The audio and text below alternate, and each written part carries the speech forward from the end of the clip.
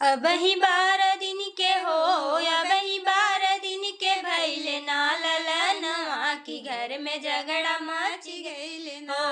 अब ही 12 दिन के हो, अब ही 12 दिन के भैले ना ललनवा की घर में झगड़ा मच गइले हो। सासू समझना कमजोर हम त नहीं हरे कजोर, सासू समझ कमजोर हम त नहीं हरे कजोर। एक दिन आई जाई है हो, एक दिन आई जाई है भैया से भतीजवा तो हाई पीटवाई देवे हो। एक दिन आई जाई है हो, एक दिन आई जाई है भैया से भतीजवा तो हाई पीटवाई देवे हो।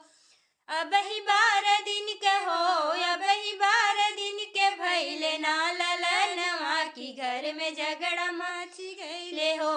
अब ही